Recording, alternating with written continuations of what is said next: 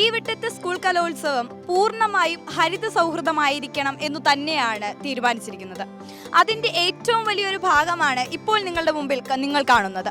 മറ്റൊന്നുമല്ല, പ്യൂരിഫൈഡ് ആയിട്ടുള്ള പ്ലാസ്റ്റിക് ബോട്ടിലുകളുടെ കുടിവെള്ളം പൂർണ്ണമായും ഒഴിവാക്കിക്കൊണ്ട് തണ്ണീർ കൂജ എന്നുള്ള ഒരു പദ്ധതിയാണ് ഇവിടെ കൊണ്ടുവന്നിരിക്കുന്നത്.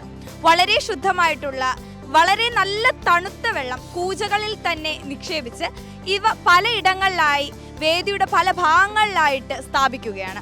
വെള്ളം ആവശ്യമുള്ളവർക്ക് കൂജയിൽ നിന്നും വെള്ളം കുടിക്കാവുന്നതാണ്. പൂർണ്ണമായും പ്ലാസ്റ്റിക് ബോട്ടിലിനെ ഒഴിവാക്കിക്കൊണ്ട് ഹരിത സൗഹാർദ്ദമാണ് ഇതിലൂടെ പ്രോഗ്രാം കമ്മിറ്റിയും ഉദ്ദേശിക്കുന്നത്.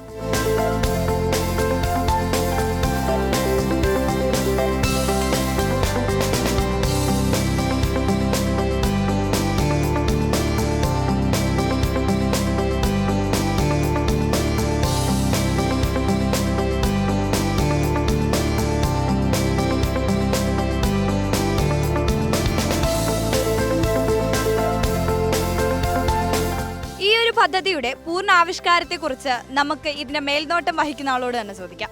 ഞാൻ വെൽഫെയർ കമ്മിറ്റിയുടെ ജോയിന്റ് കൺവീനറാണ്. പേര് മുഹമ്മദ് റാസി. നമ്മളെ 62ാമത് സംസ്ഥാന സ്കൂൾ കലോത്സവത്തിലെ വെൽഫെയർ കമ്മിറ്റിയാണ് നമ്മൾ എടുത്തിരിക്കുന്ന. KUTA കേരള ഉറുദു ടീച്ചേഴ്സ് അസോസിയേഷനാണ് ഈ കമ്മിറ്റി എടുത്തിരിക്കുന്നത്. കഴിഞ്ഞ വർഷം 61ാമത് സംസ്ഥാന സ്കൂൾ കലോത്സവത്തിനും നമുക്ക് കിട്ടിയത് വെൽഫെയർ കമ്മിറ്റി തന്നെയായിരുന്നു. അവിടെയും നമ്മൾ എടുത്തിരുന്നത് തണ്ണീർ കൂജ എന്ന പദ്ധതിയായിരുന്നു. അത് വൻ വിജയമായിരുന്നു.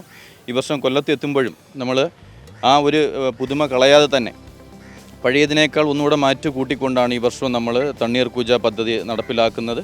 ഇവിടെ 24 വേദികളിലായിട്ട് നടക്കുന്ന കലാവിരുന്നുകളിൽ എല്ലാ വേദികളിലും 10ൽ കൂടുതൽ കൂജകൾ വെച്ചുകൊണ്ടാണ് നമ്മൾ ഒരുക്കിയിരിക്കുന്നത്. അതുപോലെ തന്നെ മറ്റു ഓഫീസേഴ്സിൻ്റെ എല്ലാ വേദികളിലും മീഡിയാസ് എന്ന് വേണ്ട എല്ലാ വേദികളിലേക്കും തണ്ണീർ കൂജ തന്നെയാണ് അറേഞ്ച് ചെയ്തിരിക്കുന്നത്.